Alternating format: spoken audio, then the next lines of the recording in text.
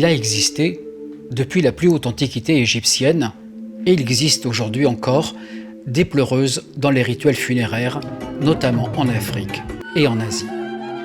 Certaines font partie du cercle familial ou villageois, tandis que d'autres sont des professionnels rémunérés. Nous allons découvrir l'une des plus belles représentations de pleureuses de l'Antiquité égyptienne, celle de la tombe de Ramose, un vizir de la XVIIIe dynastie au tournant des règnes des pharaons Amenhotep III et le célèbre Akhénaton. Mais parlons d'abord des pleureuses d'une manière générale à l'époque pharaonique. Au Nouvel Empire, on peut voir des femmes de tout âge, des fillettes et des enfants.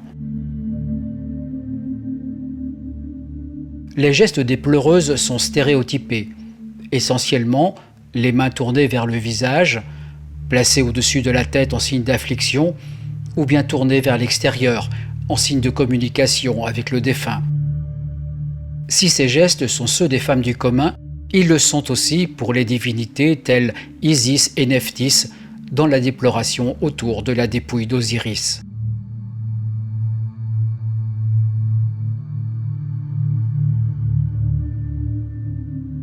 Parfois, les larmes sont matérialisées.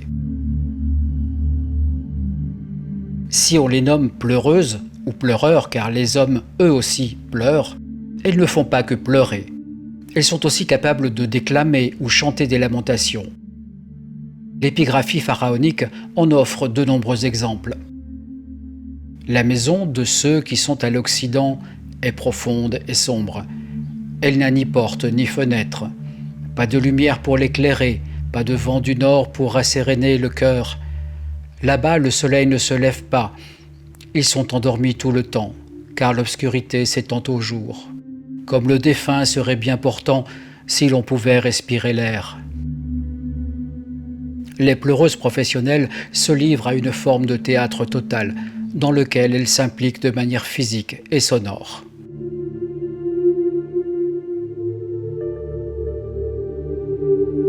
Descendons maintenant dans la tombe de Ramose. Elle est située au pied de la colline de Cher Abdel Gourna, dans la nécropole thébaine.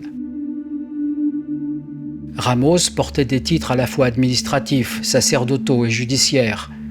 Il était, entre autres, administrateur de la Haute et de la Basse-Égypte, superviseur des prêtres et des temples de tous les dieux, ainsi que juge de la haute cour.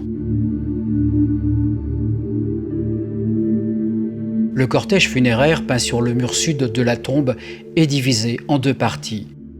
Sur le registre supérieur, on peut voir le convoi funèbre. Sur le registre inférieur, les porteurs de mobilier funéraire et les pleureuses. Le nombre de pleureuses est en corrélation avec la taille exceptionnelle de la tombe et avec la quantité d'offrandes acheminées vers le tombeau, signe de la notoriété du personnage. Les pleureuses sont divisées en deux groupes.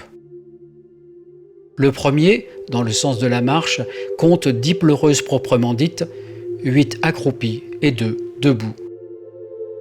Leurs cheveux sont défaits et des larmes coulent sur leurs joues.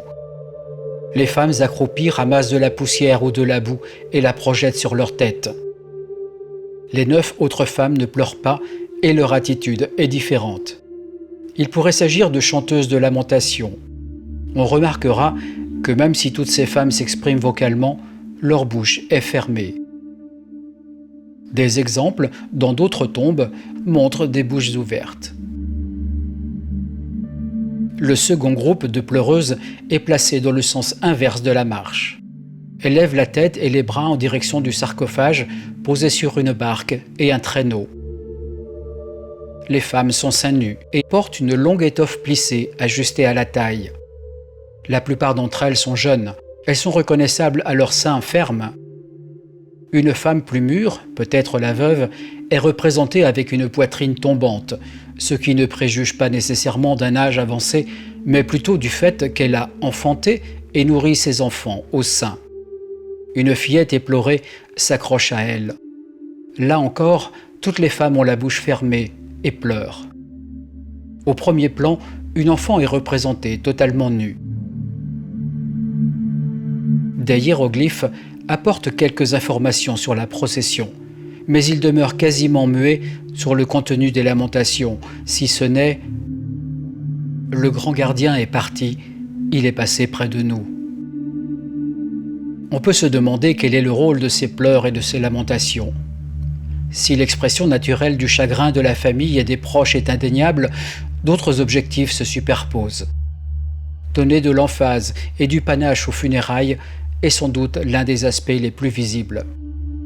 À travers ce théâtre total, composé d'outrances gestuelles et sonores, les pleureuses veulent aussi attirer l'attention des entités spirituelles bénéfiques afin qu'elles guident le défunt dans son voyage vers l'au-delà, but ultime fantasmé par tous les vivants à cette époque.